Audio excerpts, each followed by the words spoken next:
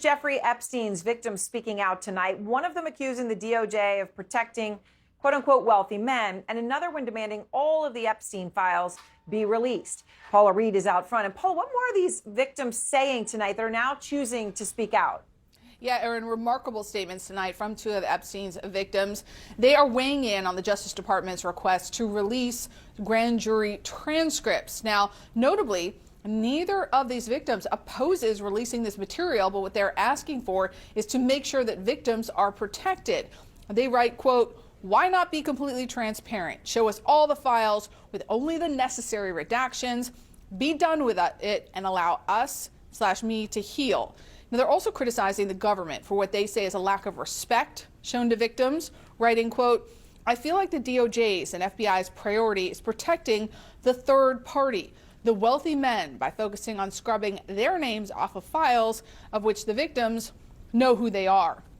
They directly called out President Trump here, alleging that he was using thousands of agents to protect his identity and those of other wealthy, high-profile individuals. They also took aim at the current Justice Department, saying that it appears that it is more interested in talking with Ghіઝlаіne Maxwell, a, quote, convicted imprisoned sex trafficker, than in speaking with victims. Now here, the judge is weighing whether to release these transcripts. Even the Justice Department has acknowledged there wasn't a lot of evidence presented to this grand jury. It heard from two witnesses. So even if the judge decides to make the unusual decision to release this material, which is by default confidential, it is unlikely to quell the calls for more transparency, because most of the information is with the Attorney General, is with the Justice Department. But victims and even Ghіઝlаіne Maxwell and anyone else involved in this has until tomorrow to weigh in with the judge. All right, Paula, thank you very much. And of course, when Paula talks about the grand jury testimony, just to remind everybody, you know, it was really based on the testimony of two officials. So it's a drop in the bucket of the Epstein files. So to be very clear, while it's good to have that, it is a drop in the bucket of what actually is out there and what needs to be known. And it all comes nearly 2 weeks after 3 Republicans joined Democrats on the House Oversight Committee to subpoena the DOJ to release all the Epstein files. But here's the thing. You might say, okay, well, that was 3 weeks ago, so where are the files? It's a good question. The Republican chairman of the committee still has not issued that subpoena, even though he'd agreed to do so. So back with me now is Democratic Congressman Robert Garcia of California, top Democrat on the Oversight Committee. And Congressman, obviously you and I spoke, 10 days ago, 11 days ago. James Comer, Republican chairman of your committee, had said he was going to move quickly on that subpoena. And I know you had a good faith conversation, right? He'd agreed to do it. And you said, but you're going to hold him to it. So do you know what's going on here? We're in very close contact. We just spoke actually last Friday, and we think that we are likely a day or two away, a couple days here from the subpoena release. We've seen and gone back and forth on some of the language. We've had discussions about getting this out as fast as possible. Now, look, we think it should have already been out and issued. We put that pressure on. We also know that James Comer has been very clear that it's going to be sent out. They're essentially almost there, and so we are taking him by his word. But the clock is ticking, so we hopefully are days away from this release. And he's very aware that this needs to happen immediately.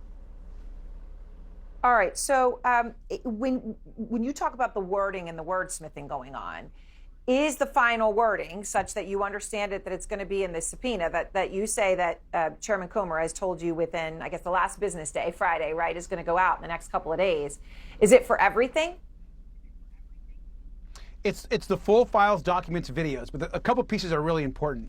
I mean, I think some of this speaks to what you just reported on. It's very important, and why this is also a little complicated is we want to ensure that what we get is also centers the victims. What we don't want to have is to re-victimize or re-traumatize the victims. And so ensuring that that is redacted, that information is done very carefully, but that the subpoena is clear to the motion that Democrats made is going to be very, very important. And so that's what we have been pushing with Chairman Comer and, of course, the House Republicans.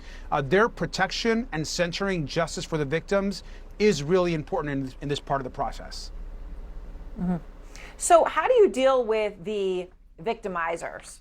right? I mean, I understand there could be an argument made, well, if there isn't enough to actually charge man A, man B, really wealthy people in Palm Beach, whoever these people may be, then do you redact the names or not? But obviously what people want to know here is not to re-victimize. They want to hold to account the people who engaged in assault who weren't named Jeffrey Epstein or Ghіઝlаіne Maxwell. Is that going to happen? Yes, that's exactly right, and that is our goal as well. Look, at the end of the day, it's clear that Donald Trump is covering something up. It's clear that Donald Trump is involved in some sort of cover-up at the White House or the DOJ. I mean, we know that Donald Trump is in the files. The DOJ has told him that. We also know that there are other powerful people, and we should not care who they are, what power they hold, how much wealth they have, what political party they're in. But those victims deserve justice. The full files should be released to the public.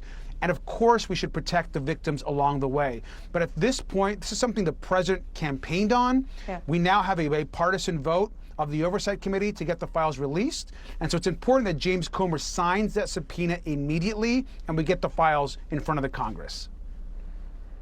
All right, so then last week, Ghіઝlаіne Maxwell, well, the week before that, she meets with the number 2 at the DOJ, Todd Blanche. She meets with him a couple of times, right? 2 days, 2 long meetings. They say, the DOJ says she mentions 100 people in the files.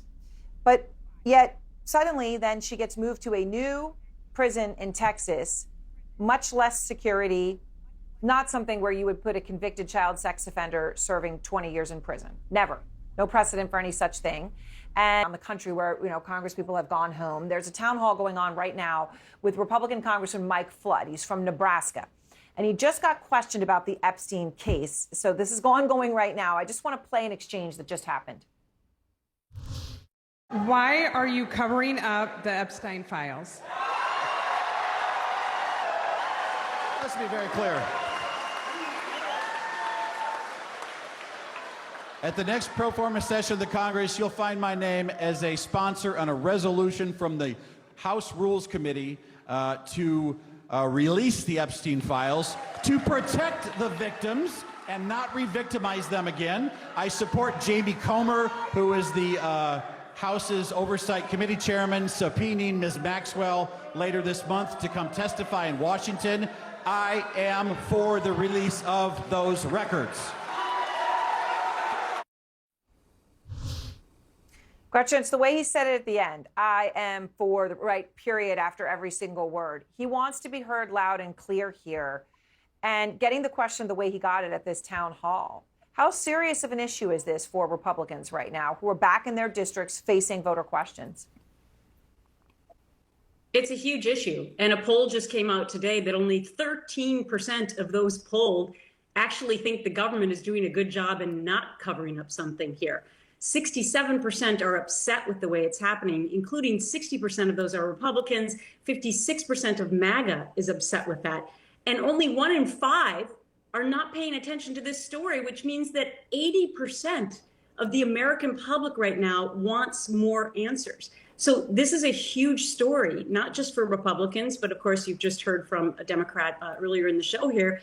They're pushing for this as well. And the person who keeps perpetuating the idea that this story is going to not go anywhere is the president himself. And he keeps perpetuating the actual story to have life with it because he keeps not being definitive on what he's going to do with Ghіઝlаіne Maxwell, for one, and whether or not he's going to release any of this information. Keep in mind, forget the grand jury. He could release all of the other information, the millions of documents, tomorrow if he wanted to. Right, yet you've got this subpoena that's been delayed, Barry. I mean, it's fair to say at this point it's been delayed. It could have moved a lot faster. You heard Congressman Garcia, though. He says it's good faith with Chairman Comer, and he's confident the wording is being finalized, and it's going to go out in the next couple of days. He said he's been assured that by the chairman. What is happening here? Do you think that there is a fear among Republicans of what's going to happen here? Well, I certainly think that there's some stonewalling going on. I mean, Gretchen was absolutely right. Donald Trump, at the snap of his fingers, could get these files released, and we wouldn't have to go through all of this. And we're waiting on, all these moves being made to get grand jury testimony that's going to deliver us just a sliver of a tiny bit of information related to all of these files. We need to move ahead with this.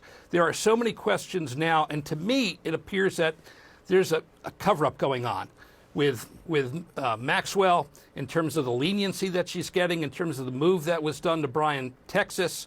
The charging documents for her sentencing specifically said she's not to go to a minimum security facility. And that's where she is right now. She's walking around there in a dorm-style place, enjoying herself. This is so wrong.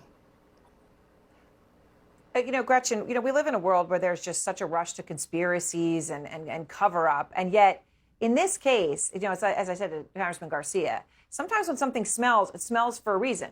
It makes absolutely no sense that Ghіઝlаіne Maxwell just got moved to this facility in an absolute basis, never mind relative to the fact that she just met with the number 2 at the DOJ for 2 long days.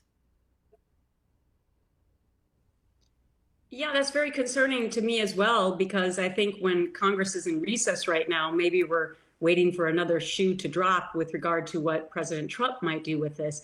But I've said this before, and I'll say it again. There will be an insurrection if he pardons Ghіઝlаіne Maxwell. And it won't just be coming from the left. It'll be coming from the middle of America, the independents. It'll be coming from Republicans, and it'll be coming from MAGA. So I do not advise President Trump to be considering that. And by the way, with regard to subpoenaing Maxwell as well, I don't know what we're going to get from that, to be quite honest. I'm not sure that's paying tribute to the victims, because she has lied under oath twice. She's been convicted of perjury. She knows the only person who can save her at this point is President Trump. So I'm not sure we can believe anything that she says. We should be celebrating the survivors in this situation. While Maxwell is sitting in her nice new cell, she is still getting hammered, and so is Trump, by the media, by regular folks at town halls hammering Trump and Republicans for hiding all the information, and from even the people harmed by her and Epstein and others coming forward, some of them publicly and directly, some of them through their lawyers, and some of them anonymously, right? And you understand why. It's that there are dangerous men involved in this, guys. Dangerous, dangerous people. I don't think, personally, Epstein passed away by his own hand. I don't. I just don't. I guess I don't have proof, but the evidence that he did supposedly take his own life, I mean, I don't find it convincing, right? And so this is devastating for everybody involved. I would still rather be Maxwell in this scenario than Trump, ironically, even though she's the one sitting in prison, because, if she gets her pardon, she can just disappear off to wherever, right? She can go live somewhere in the forest or whatnot. But Trump's the one that sort of screwed himself anyway here. Because if he doesn't pardon her, Maxwell, whether it's out of revenge or just because she could get a deal from a future, president or what have you, has every incentive to take down Trump with her, right? But also, if she does get it, then anything she says won't be believed. And if she gets a pardon and then Trump mysteriously, he was not involved in anything, was actually a great guy and all of this, even if that's true, which I don't believe it is, but even if that's true, no one's going to believe it. Because he gave this lady a pardon, or if he ends up giving her the pardon, right? And he moved her to a nicer jail after meeting with his lawyer, who was his former personal lawyer, now top government lawyer. And we don't know what they talked about. So, this is only going to get uglier. It's only going to get louder. She's hearing your anger in her prison cell, I guarantee it.